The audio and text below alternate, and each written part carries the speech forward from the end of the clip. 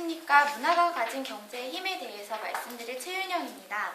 여러분, 지금 세계에서 우리나라를 표현할 수 있는, 설명하는 표현은 어떤 것이 있을까요?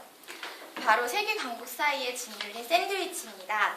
이 물음을 제기하고 해결책에 기반이 된 것은 딜리셔스 샌드위치라는 책인데요. 이 책을 토대로 한국이 맛있는 샌드위치가 될 수 있는 방법인 문화 비즈니스에 대해서 이야기하고자 합니다.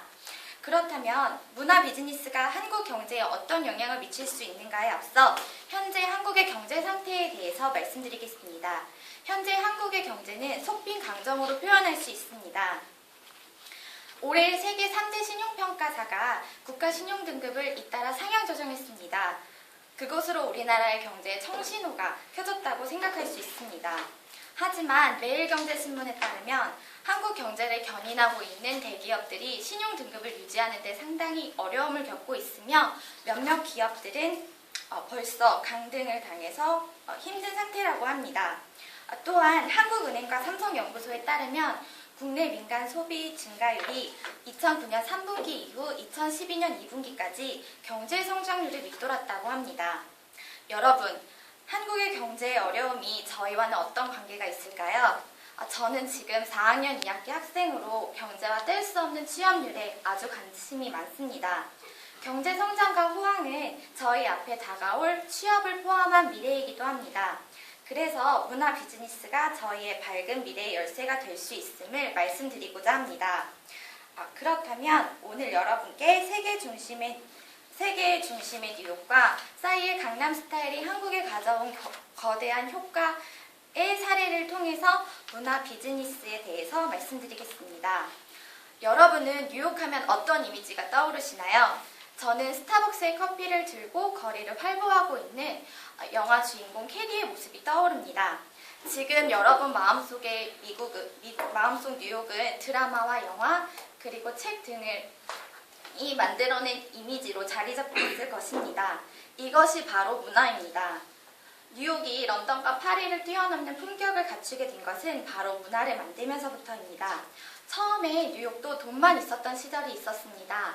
제1차 세계대전 이후 전쟁으로 많은 자원을 쓴 영국은 다른 나라의 정부와 기업이 런던에서 자금을 조달해가는 것을 통제했습니다. 따라서 세계 금융의 중심은 런던에서 뉴욕으로 옮겨오게 됩니다. 하지만 지금의 뉴욕을 만든 것은 바로 문화입니다. 뉴욕을 만든 잭슨 폴록은 추상 표현주의의 대표 화가로 뉴욕의 문화의 시작이라고 설명할 수 있습니다. 폴록은 캔버스를 눕혀서 페인트통과 붓을 들고 흘리고 뿌리는 창의적인 방법으로 그림을 그렸습니다. 이러한 액션 페인팅은 세계적으로 큰 관심을 불러일으켰고 회화사상 최초로 1억 4천만 원 상당의 가치를 지닌 작품이 탄생했습니다. 세계 최고의 부를 가졌지만 단 한 번도 피카소를 가지지 못한 뉴욕의 피카소를 만들면서부터 세계 최고의 도시가 됐다는 점에 주목해야 합니다. 록펠러와 같은 기업가들이 화가의 후원자로 나섰고 뉴욕의 부유층은 기금을 마련하고 작품을 기부했습니다. 국가뿐 아니라 단체 및 개인들이 뉴욕의 문화 부흥에 힘썼고 현재 세계의 상징인 뉴욕을 만들었습니다.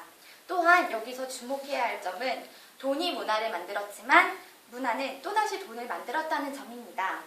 싸이의 강남스타일이 한국에 가져온 거대한 효과를 통해서 문화가 만든 돈에 대해서 설명드리겠습니다.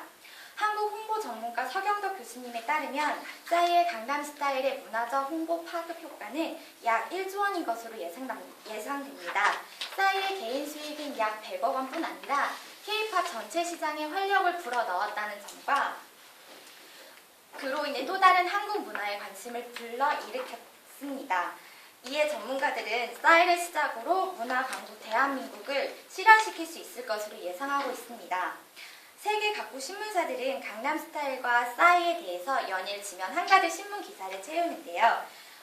한 예로 캐나다 지역신문 더 레코드에 따르면 강남스타일을 세계를 정복하고 있는 노래로 표현했고 강남에 대한 설명을 덧붙였습니다.